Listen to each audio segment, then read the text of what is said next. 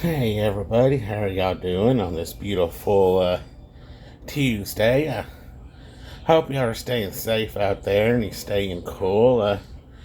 We're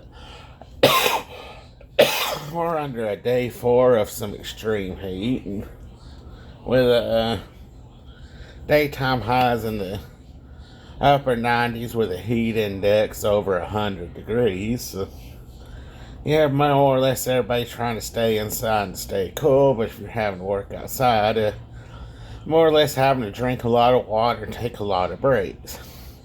Uh, if you had to work today, I hope work's went good for you. And if you're off today, I hope you had a wonderful day off. Now, last year I did a couple of videos talking about some foods to try in the South if you're ever visiting the South. And as I was coming in from work, I just so happened to think, you know what, it's about time I make another video on that. Now, cream corn casserole, that's a pretty good one to start out with. Each person's different on how they make it, but it's really good, and it's pretty good for you. And then my two favorites to make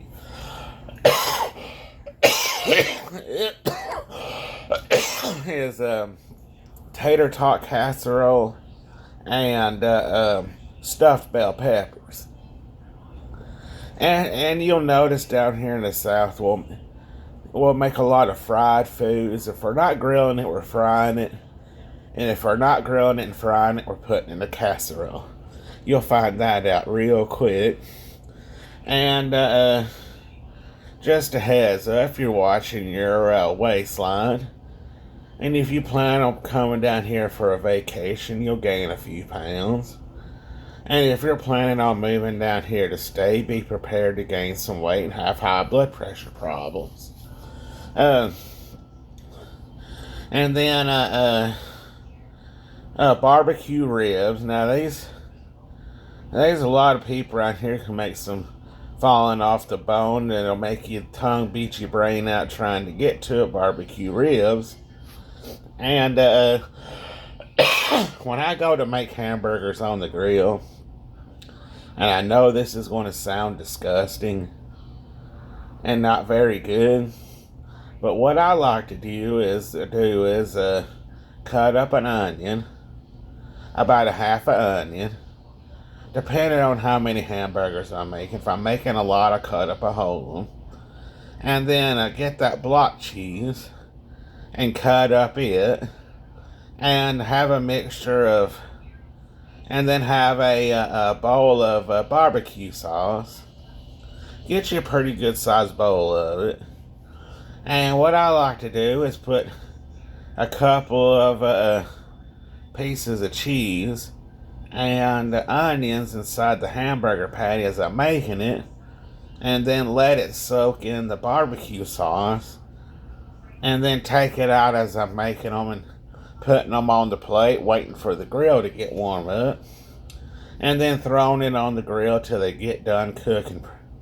You talk about some of the best hamburgers you'll ever eat. I've won a couple of contests using that little strategy, so it can't be that bad. And like I said, I know it sounds disgusting, but it's actually pretty good. And we love our steaks and pork chops around here. Chicken livers is another cuisine.